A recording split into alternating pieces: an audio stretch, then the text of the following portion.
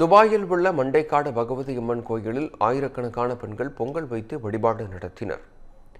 பெண்களின் சபரிமலை என்று போற்றப்படும் மண்டைக்காடு பகவதி அம்மன் கோயில் கன்னியாகுமரி மாவட்டத்தில் அமைந்துள்ளது.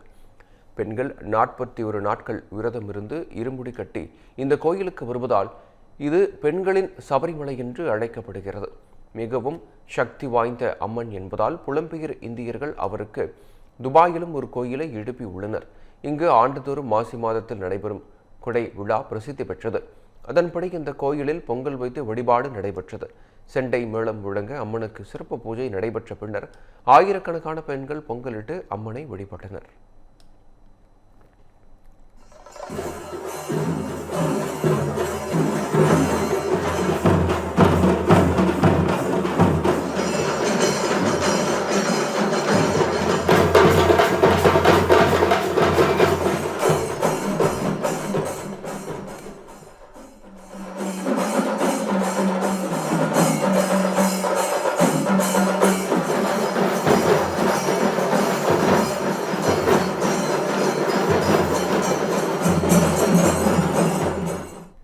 சேலத்தில் RSS அமைப்பு சார்பில் நடத்தப்பட்ட குடும்ப சங்கமம் மற்றும் பொங்கல் விழா நிகழ்ச்சியில் ஆயிரக்கணக்கானோர் பங்கேற்றனர்.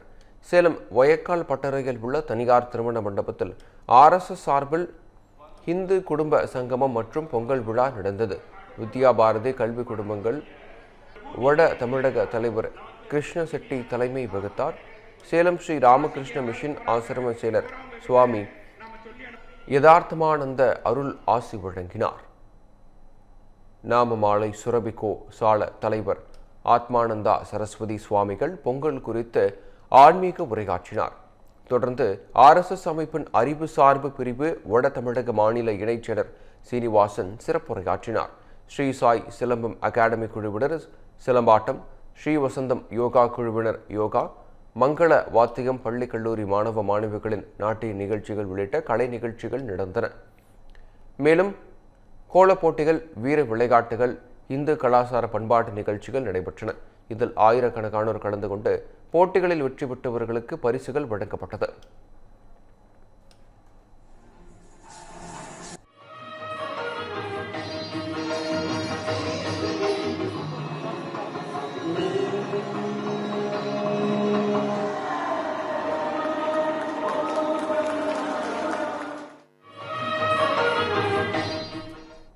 இந்த பண்டிகை நாட்களை முன்னிட்டு வில்லா மனைகளை முன்பதிவு செய்து ஸ்டாம்ப் டியூட்டியில் 50% வரை தள்ளுபடி பெறுங்கள். Premium villa plots across Tamil Nadu from 4.5 lakhs to 3 crores. One G Square. For details call 8939750009.